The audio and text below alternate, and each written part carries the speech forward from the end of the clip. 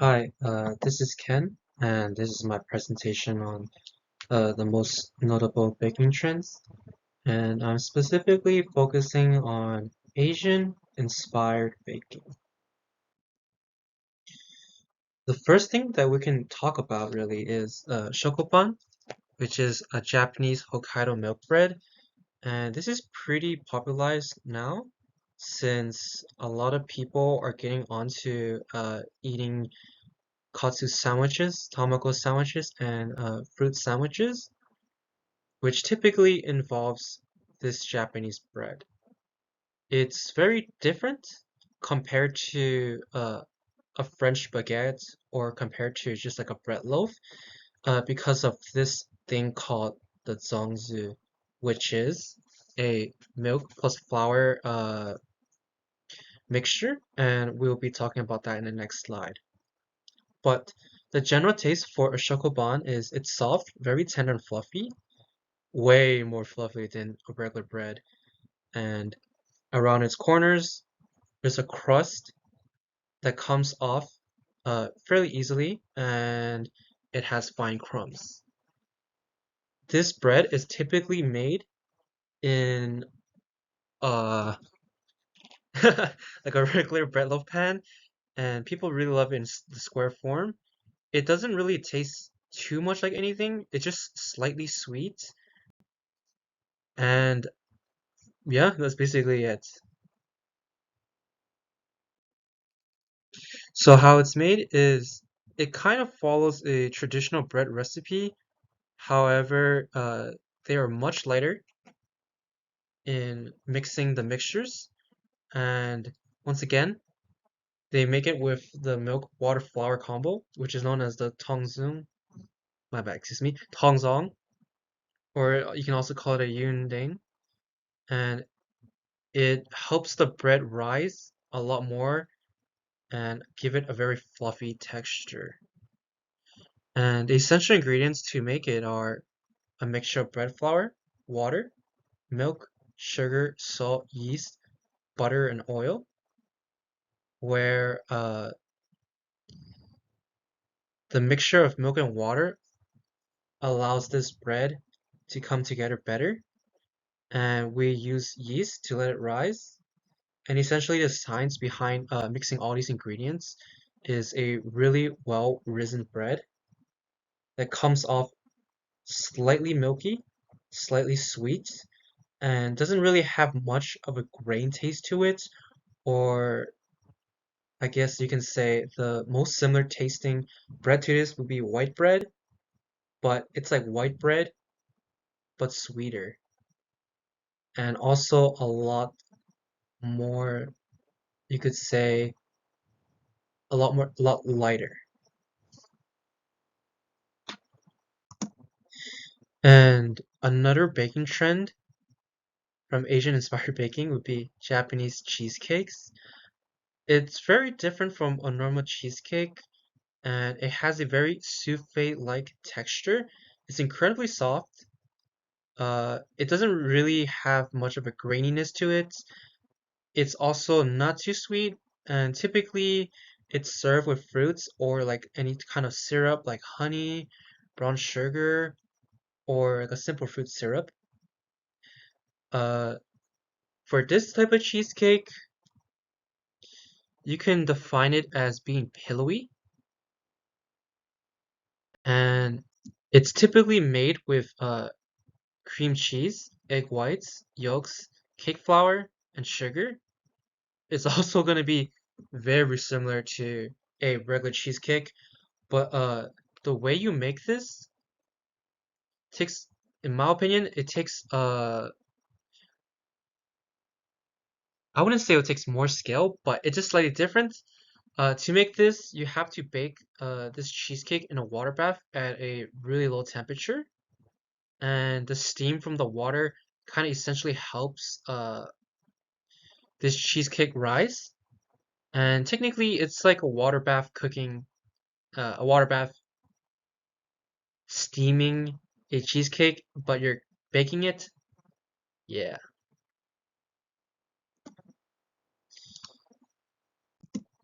And here's another baking trend, which would be bubble tea flavors in baking. This one here is more generalized because technically it can be anything as long as it's kind of related to the tea shop. So here we have like taro flavor, matcha flavor, lychee flavor, honeydew flavor, passion fruits. Didn't add that there, but also brown sugar. And the flavors are pretty distinct, and I believe it's become more popularized because milk tea, fruit teas have become more accepted in the West. And a general rundown of the flavors would be taro, which is known for its creamy, nutty, and slightly sweet flavor. It's a starch very similar to potatoes, but it has a very distinct, you could say, yam-like taste to it. And the second flavor here would be matcha, which is universally accepted by a lot of people. And it's bittersweet, where it has a slight earthy taste to it. And then we have lychee fruit next, which is a sour-ish fruit that's very fragrant and also incredibly sweet. And mango, which I'm pretty sure everyone knows, that just tastes sweet and tropical. And honeydew. Honeydew is a fruit, a melon that tastes like its name. It tastes like honey, but that's a melon. Yeah. And typically these bubble tea flavors, they're infused and incorporated into baking through extracts, flavors, flavor syrups, tea infusions, or is created as a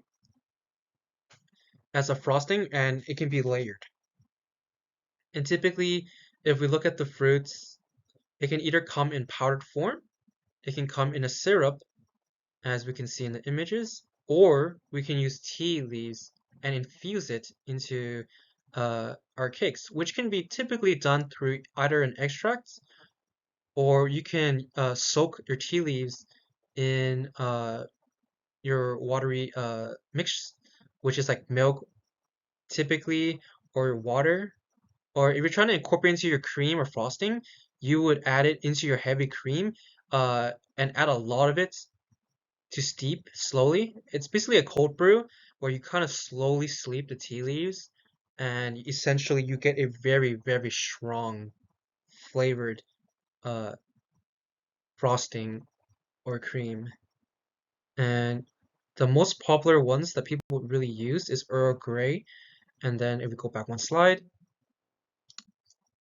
oops, we can't go back, but yeah, if we go back one slide, you see a big, beautiful brown sugar boba cake, and that's typically made with Earl Grey leaves, so that's been steeped in the heavy cream. And here's another popular item that's been appearing over bakeries a lot, and these are mochi buns. So mochi buns are a Chinese, Koreanish uh, bread that's been infused with mochi. So you can kind of expect its texture to be a fluffy exterior, a chewy interior, where the mochi inside has like a neutralish flavor, but gives it that chew that you need. And it's typically paired with sweet red bean paste, but not always the case. You could probably put like some other kind of filling inside it, and also savoriness also works into it too. It's quite similar to dim sum, where there's this thing called the char siu bao, and from there, it's essentially the same bread, but they infuse mochi inside it, and that's quite interesting. So typically, it's made through using mochi dough and filling, and the dough kind of consists of bread flour and all-purpose flour. I believe uh, it can also be switched around as well, where we can use different starches uh, to infuse with it from the mochi. So in the mochi, we use glutinous rice flour and sugar, but it can also be kind of substituted with glutinous rice. My bad. It can be substituted with tapioca starch. And for the procedure, it's kind of differs a lot with recipes, but the standard involves mixing a dough consisting of bread flour, all-purpose flour, and then you're mixing it with mochi, and it gives it a really nice glutinous taste to it. And as you can see at the bottom right of the screen, the dough when it's mixed with the mochi has quite a wet texture, so it doesn't really look like the typical bun. Just a fun fact. And yeah, that's gonna be everything for my presentation. These are the 4 trends that I noticed in baking, especially for inspired Asian baking goods and techniques. And I believe that these trends will continue to come and continue to develop into probably a more fusion westernized style, as we can see it becoming more popularized in bakeries. Thank you.